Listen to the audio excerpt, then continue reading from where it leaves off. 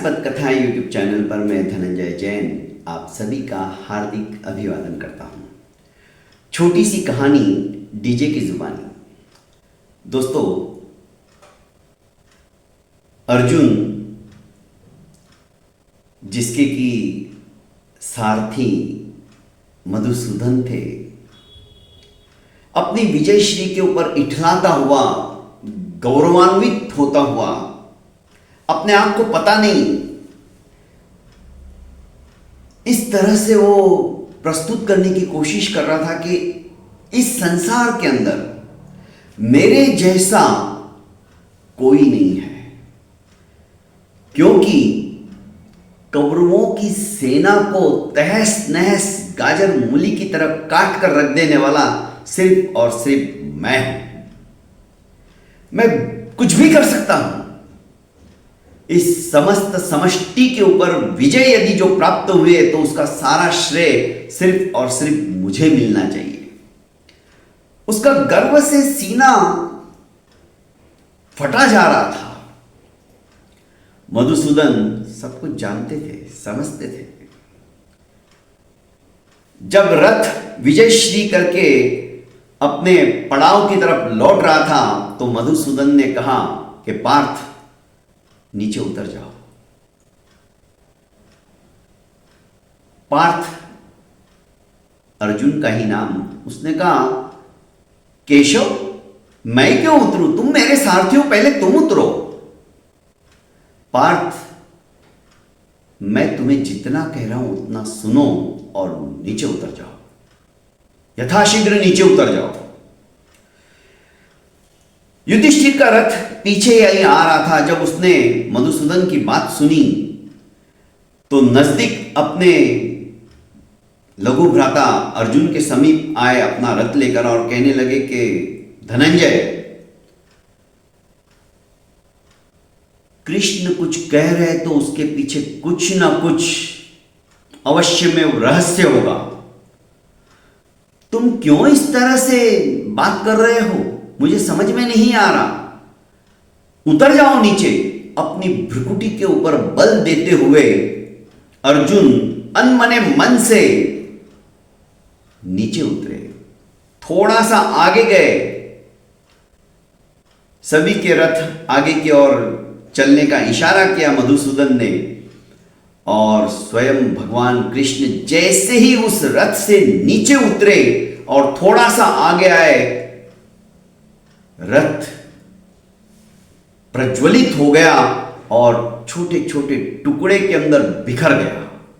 इतना भयंकर विस्फोट जैसे आज के जमाने में किसी ने बम रख दिया और वो बम फट गया। अर्जुन देखता ही रह गया, पर समझते उसे देरी नहीं लगी कि मधुसूदन ने मुझे पहले क्यों उतरने को कहा। अब मुस्कुराते हुए धनुर्धर की तरफ देखकर कृष्ण कन्हैया बोले कि इतना गर्व ठीक नहीं। तुम्हारे मन में जो अहंकार आ रहा है कि मैं सब कुछ कर सकता हूं, पर तुम्हारे विजयश्री के पीछे कितने कितने लोगों की शुभकामनाएं थी।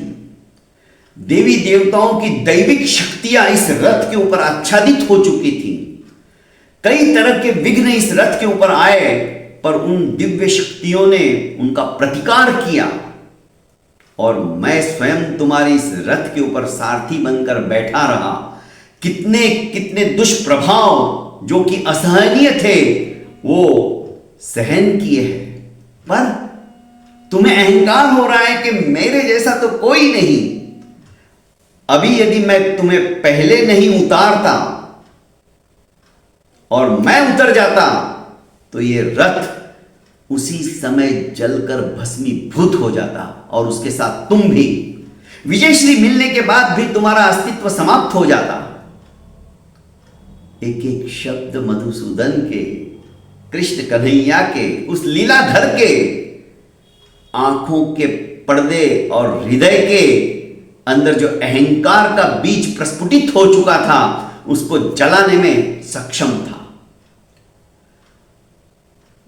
मधुसूदन के चरणों के अंदर नतमस्तक होते हुए अर्जुन अपनी भूल का पश्चाताप करने लगा और कहने लगा कि मुझे माफ कर दीजिए। अहंकार के वशीभूत होकर मेरे मन में आ गया था कि मैं पहले क्यों उतरूं, तुम मेरे सारथी हो। मैं यहां तक बोलने लगा, इतना अहंकार मेरे सर पे चढ़ गया था। कृष्ण ने हंसते हंसते कहा कि मित्र सखा कौन होता है फिर? गलत रास्ते पर जो ना जाने दे अपने दोस्त को, वही सच्चा साथी होता है। मैं तुम्हारा सारथी ही नहीं, तुम्हारा मित्र भी हूं, तुम्हारा सच्चा साथी भी हूं। कि नहीं मधुसूदन, अब तुम मेरे सारथी नहीं, आज से मैं तुम्हारा सारथी बनूंगा। ये होता है बड़प्पन, ये होता है आंखें खोलने वाली बातें। दोस्तों, एक एक बातें हमारे ग्रंथों के अंदर इतनी सारभूत है जो कि हमारी अंतर आत्मा को सचेत कर दे, जागृत कर दे। आवश्यकता है चिंतन करने की, मनन करने की, और चिंतन और मनन से जो मंथन करेंगे और उसका जो नवनीत प्रकट होगा दोस्तों, वो सचमुच में वो मक्खन हमारी आत्मा को हल्का बनाकर ऊर्ध्व गति की ओर ले जाने में कामयाबी दिलाएगा। बहुत बहुत धन्यवाद दोस्तों। प्रेरणास्पद कथा यूट्यूब चैनल को आपने अभी तक लाइक एवं सब्सक्राइब नहीं किया है तो कर लीजिए और ज़्यादा से ज़्यादा अपनों को शेयर कीजिए। प्रणाम।